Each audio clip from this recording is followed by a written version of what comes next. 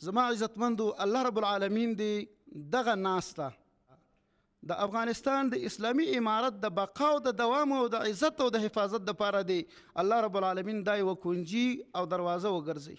افغانستان د اسلامي امارت د قربانیو هره ورځ ځان له یو مستقل کتاب لري، هر یو سنګرې ځان له کتاب لري، او هر یو مجاهد او هر یو شهید هر یو کورنۍ دا ځان له کتاب غواړي.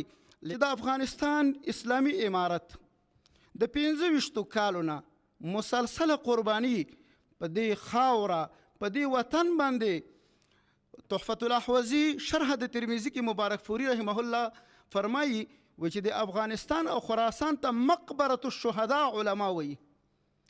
په دې کې زما عزتمندو ډېرې قربانۍ، ډېر شهادتونه، ډېر زندانونه، ډېر تکلیفونه او ډېر دردونه وګاللی شول. الله رب العالمین ته معلوم دی، الله رب العالمین دې د ټولو نه قبول کړي. یوې موضوع ته به فقط اشاره وکړم، د دشت لیلې شهیدان به د چا نه هېر شي، په زرګونو باندې شهیدان بنابر هر تقدیر الله رب العالمین دې د دې مشرانو خاص طور باندې د شیخ ملا محمد عمر رحمه الله تعالی د هغه قبر دی د الله رب العالمین د نور نه ډک کړي، او الله دې جنت فردوس کې د مؤمنانو مقتدا وګرځوي چې هغه د اسلامي امارت دپاره بنیاد کېښودلو او لوی کفر او طاقت او امریکا او جمع ناټو او د هغوی مزدورانو ته تسلیم نشولو. چا به په هغه وخت کې د امریکا نوم نشو اخیستلی او خلکو به ویلي چې اوهو امریکا دا خو د انسان د تصور نه پورته خبره ده چې دا به ماتې اخوري. همغه و چې د الله رب العالمین په توکل او د الله په مدد باندې مجاهدینو ته حوصله او د جهاد او د اعلاء کلمت الله هغه شعار او درس او هغه حوصله ورکړله. څومره قربانۍ چې د اسلامي امارت مشرانو ورکړي دي، ځوانانو ورکړي دي، نارینه او زنانه ورکړي دي، الله رب العالمین دې قبول کړي او هغې الحمدلله رنګ راوړو. موږ د اسلامي امارت امیر المؤمنین صاحب ته، رئیس الوزراء ته، د وزیرانو شورا ته او دارنګه دې ټولې کابینې ته موږ مبارکي وایو او الله رب العالمین نه ورته دعا غواړو چې الله رب العالمین یې ترېنه قبول کړي.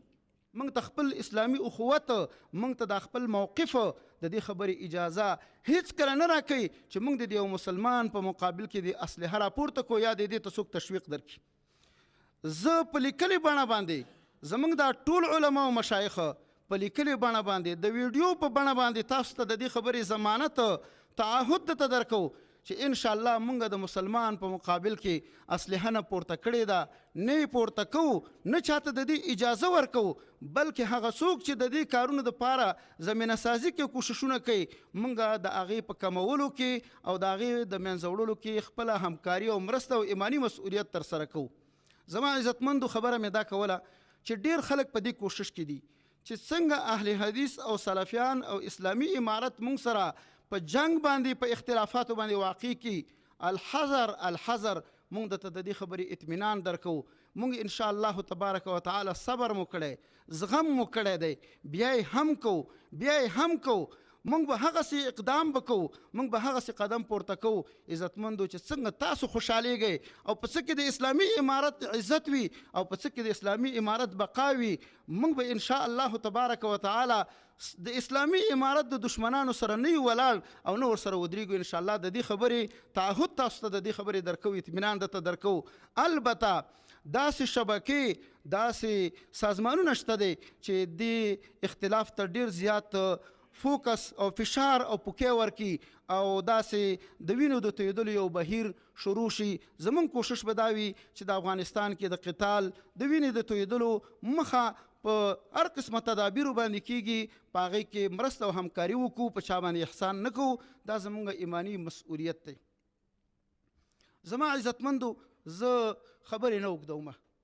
الحمدلله د افغانستان اسلامي امارت فتح او کامیابی ترلاسه کړله. موږ د اسلامي امارت بقا او دوام غواړو او دا خپله یو مرجع ګڼو. دا زموږ ورونه دي، دا زموږ عمرا دي، دا زموږ اسلامي حکام دي. د اسلامي امارت چې څه لایحه وي، څه هدایات وي، ان شاء الله تبارک وتعالی موږ په هغې باندې چلیږو. دا خبره څه نننۍ نه ده، دا خبره الحمدلله د ډېرې مخکې نه شروع ده. ډېر موارد داسې دي چې زه نه غواړم چې زه د هغې تشریح وکړم، د هغې تفصیل وکړم. ډېر ملګري شهیدان شوي دي او څه ژوندي دي. زه درته د دې خبرې بیا اطمینان او تعهد درکوم عزتمندو مشرانو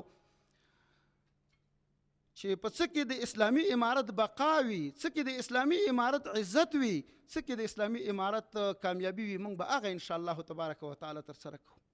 درې موږ دا 4 ساعته خبره اتره په دې باندې کړې ده چې د افغانستان کې اسلامي امارت څنګه کامیاب شي، څنګه عزتمند شي. موضوع همدغه و عزتمندو چې څنګه په دې افغانستان کې اسلامي امارت عزتمند او باقی او دائم پاتې شي او دا قرباني او د شهیدانو وینې